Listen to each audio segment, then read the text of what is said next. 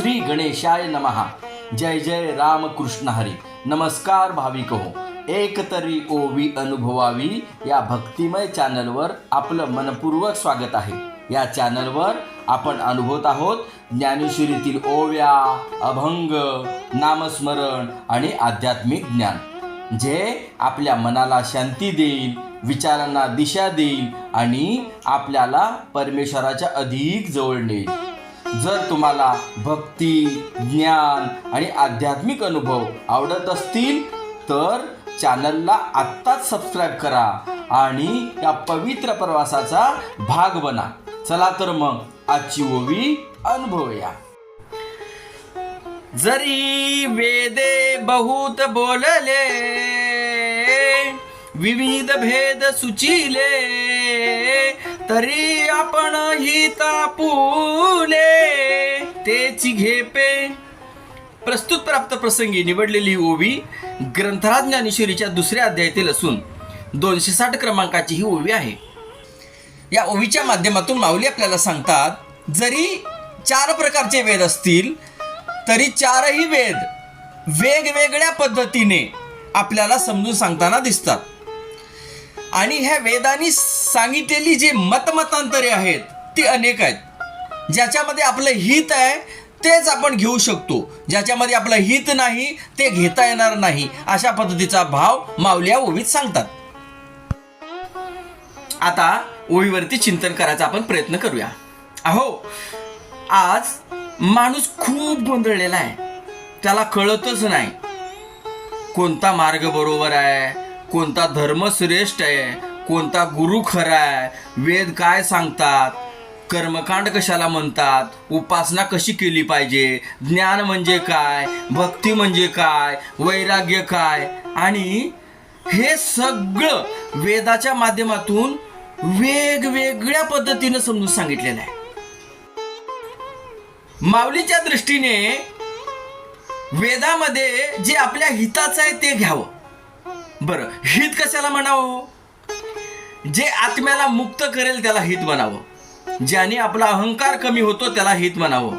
ज्याने आपण जन्म मरणाच्या फेऱ्यातून निघून जाऊ, सोडवले जाऊ, त्याला हित म्हणायचं.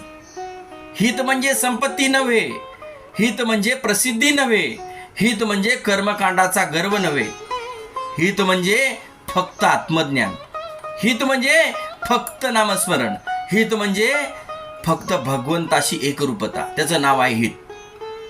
अहो, आपल्याला माहिती आहे की समुद्र मंथन करून त्याच्यातून अनेक काय काय निघालं.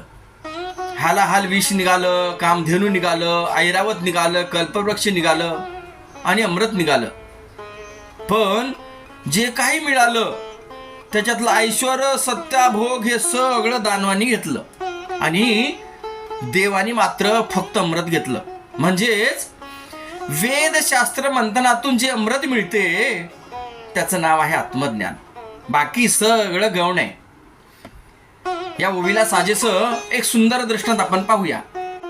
आपल्या सर्वांना रामायण सर्वश्रुत आहे.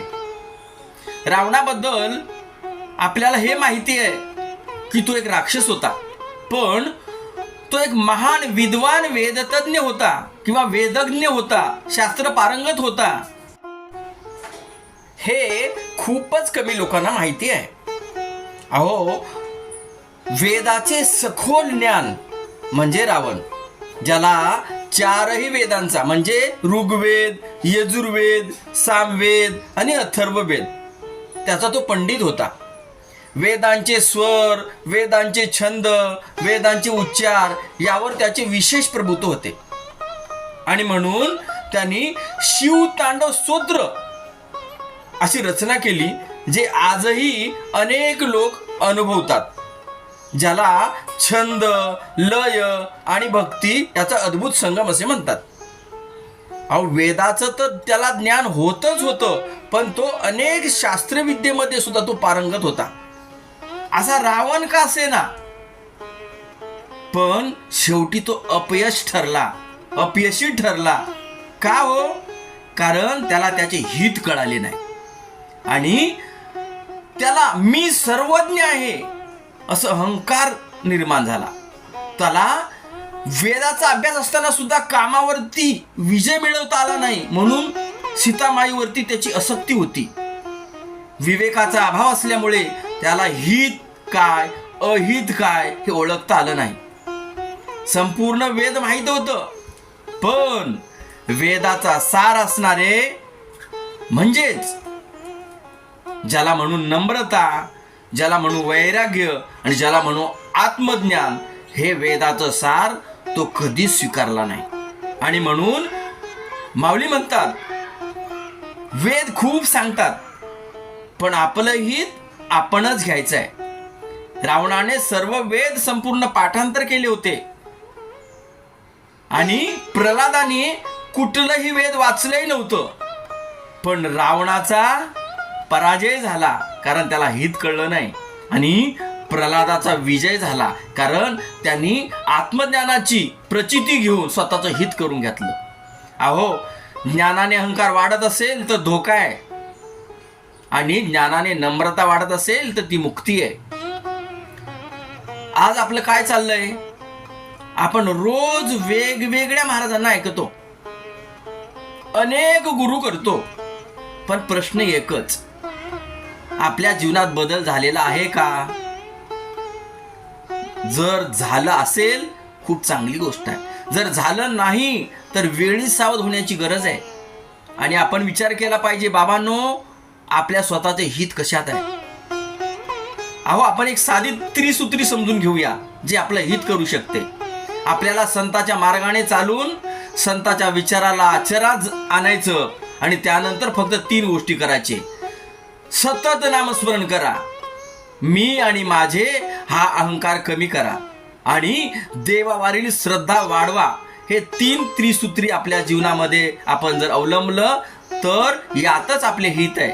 म्हणून तुकोबारा एका अभंगात बोलून गेले, हित ते करावे देवाचे चिंतन, हित ते करावे देवाचे चिंतन, करोनिया मन एकविध, करोनिया मन एकविध. अहो, देवाचं चिंतन म्हणजेच वेदाचं सार आहे, आणि हे वेदाचं सार असणाऱ्या आत्म्याचं आपण मनपूर्वक भजन केले की आपल्याला काहीच पाठांतर नसलं तरी चालेल, पण आपलं हित होणारच.